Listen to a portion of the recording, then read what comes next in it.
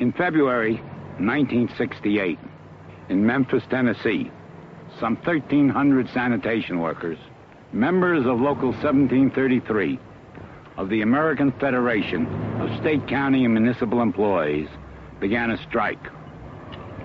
This wasn't an ordinary strike.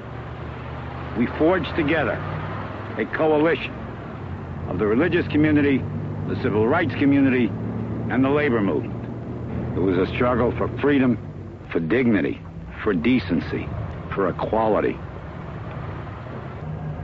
Back in those days, we had to do this to live. The treatment that we were getting. Sometimes I just feel like tears are coming in my eyes. And we just got tired. We had meeting and discussed it and says, we're going to do something about it. Said there ain't but one thing to do, is just to make our move. And you know, a man has got to have a strong mind to go out in the street, leave his job, and go out in the street. We felt like we would have to let the city know that because we were sanitation workers, we were human beings. The signs that we were carrying said that I am a man, then we was going to demand to have the same dignity and the same courtesy any other citizen of Memphis has. We are saying that we are determined to be men. We are saying that we are God's children. After a few days, we found that the strike was more than just a recognition and economic strike. It was a social struggle in this society. We talked, they didn't listen. Management and the establishment here wanted no relationship with unions whatsoever. The mayor particularly got completely hung up on this one issue, that he was not going to recognize the existence of public unions. When a public official orders a group of men to get back to work and then we'll talk, and treats them as though they are not men, that's a racist point of view. And no matter how you dress it up in terms of whether or not a union can organize, it's still racism. For at the heart of racism is the idea that a man is not a man.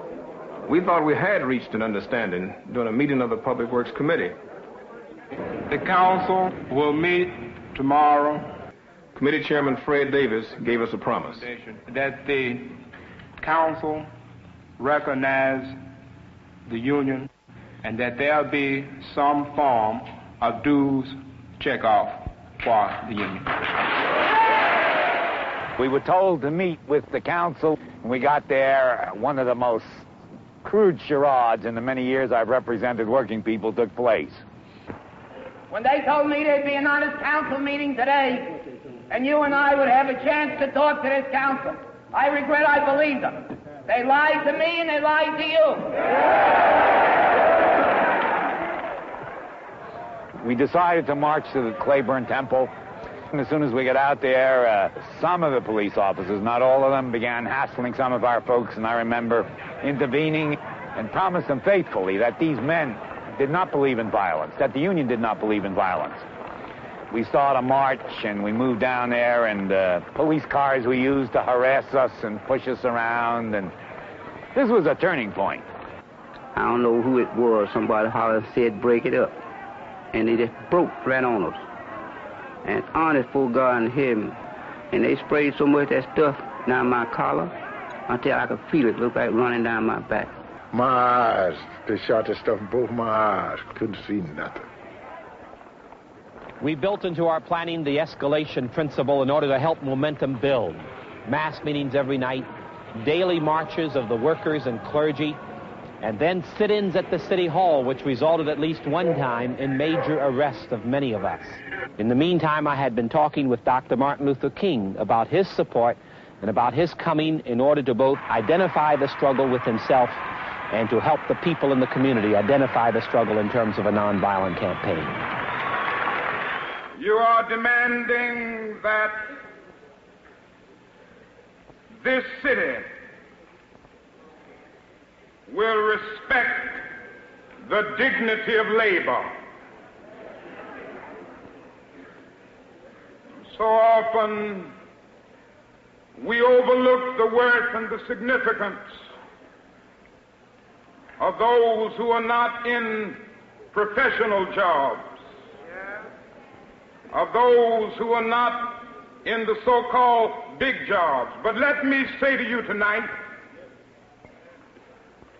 that whenever you are engaged in work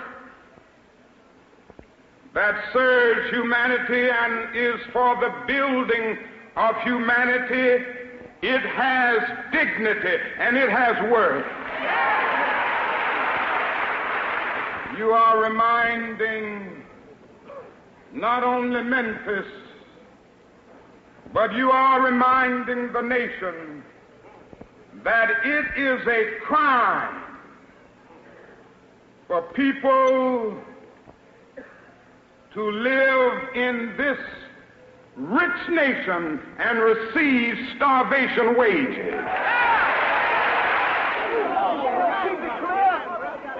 On March 28th, Dr. Martin Luther King led a march here in Memphis in support of the sanitation workers.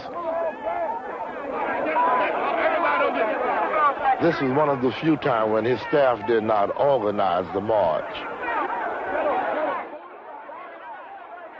Some of the young people saw this as an opportunity to demonstrate their frustration in what they considered the slowness with which the community leadership was moving.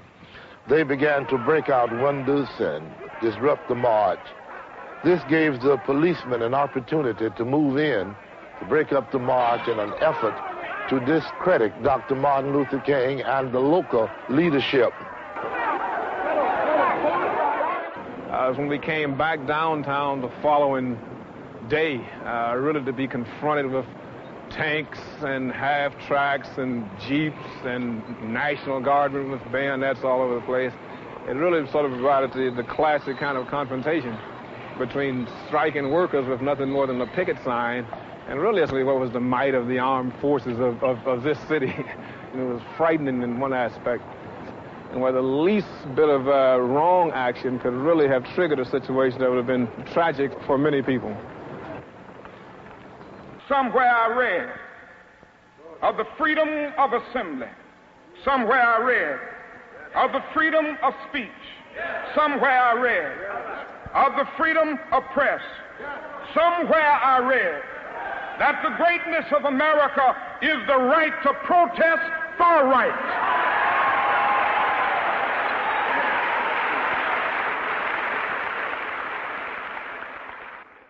At the time that I heard the news of Dr. King's death, we were still struggling to arrive at an acceptable compromise. So many times in issues of this type, a little bit more leadership, a little bit more wisdom, a little bit more vision, and a little bit more flexibility would enable you to deal with a problem. And yet this time we were not, and we had to have the tragedy to bring us to our senses. The City of Memphis recognizes the American Federation of State, County, and Municipal Employees, AFL-CIO, Local 1733, as a designated representative for certain employees in the Division of Public Works. The day that strike was over, that was the best part of my life. All in favor of the recommendation, let it be known by saying aye. And I'm telling you the truth. You talking about a bouquet.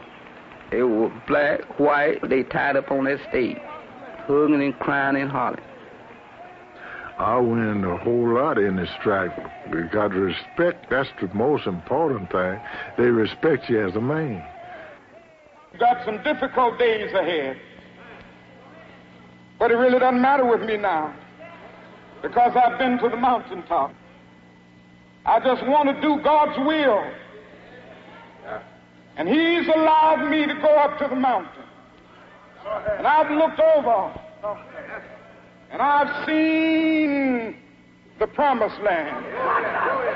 I may not get there with you, but I want you to know tonight that we as a people will get to the promised land.